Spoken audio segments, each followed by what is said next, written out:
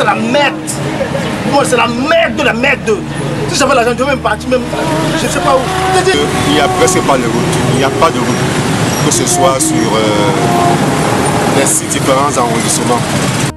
Douala, pôle économique de premier ordre, avec son estuaire portuaire, pour point d'ancrage, jouit d'une position géostratégique de grande envergure, non seulement pour la sous-région de la communauté économique et monétaire de l'Afrique centrale, mais aussi pour le Cameroun.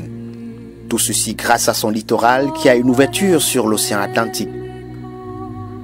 Douala, chef-lieu du département du Vouré et de la région du littoral, a une population estimée à plus de 2 millions d'habitants, d'après l'estimation de 2015, et une superficie de 923 km², repartis en 6 arrondissements couronnés en leur sein par une communauté urbaine.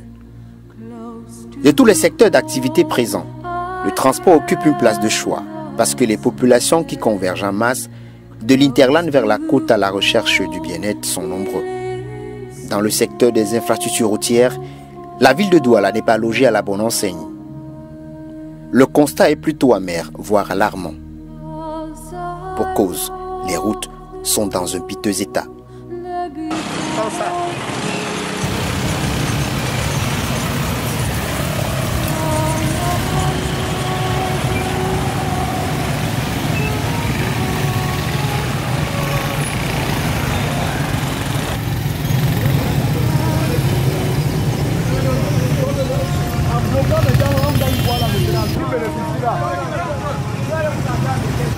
Ces routes sont parsemées pour la plupart des nids de poules, parfois d'éléphants en fonction de la saison.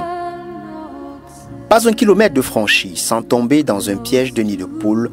Parfois l'on fait face à des caniveaux mal curés qui débordent d'insalubrité à ciel ouvert, où les quelques kilomètres de bitume qui existent enregistrent un manque criard de trottoirs, forçant ainsi piétons et automobilistes à se partager le bout de la chaussée apparent.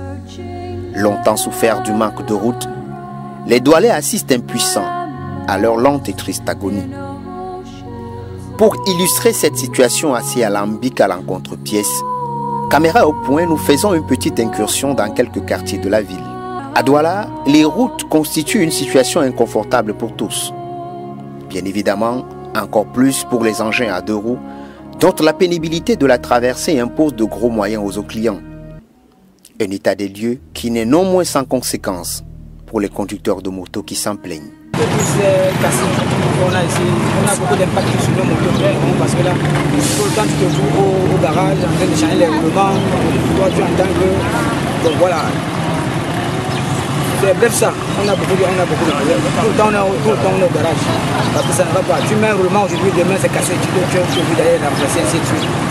Et ça devient aussi un peu trop difficile puisque quand la route est gâtée, on ne voit pas aussi beaucoup de rentabilité. Quand tu vas taxer un client, il va se fâcher parce que le transport au manque et lui n'a pas assez d'argent.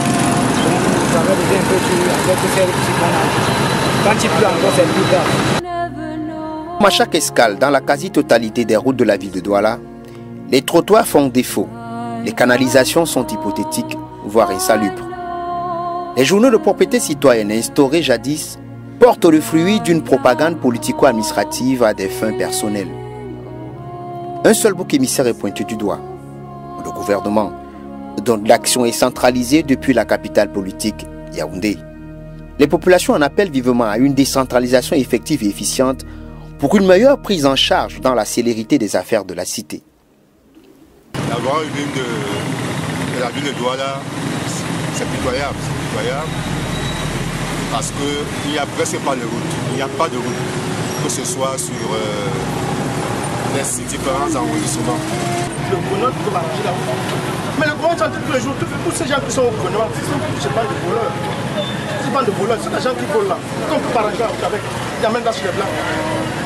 Et ce sont les mêmes blancs qui mangent cet argent. Alors que c'est notre argent. C'est pour nous. Pour ranger notre pays.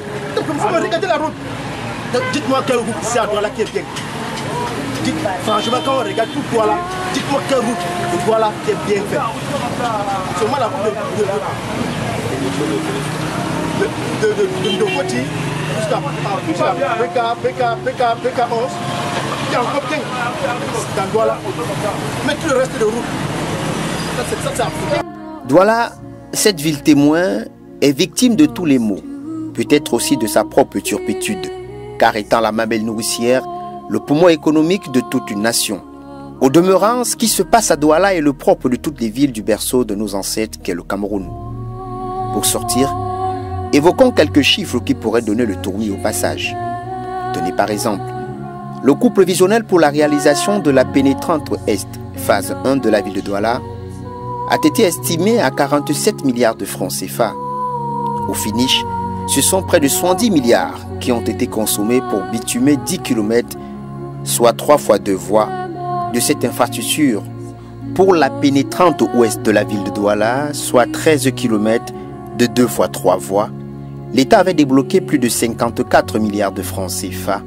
In fine, c'est près de 60 milliards qui ont été consommés sur le projet, soit un surplus de 5 milliards de francs CFA. Une somme qui aurait pu financer d'autres projets pour le bien-être de tous. Même il a été arrangé la route pas chez lui. Quand il arrange, le gouvernement du Porto Pécasse, c'est normal. C'est pas normal.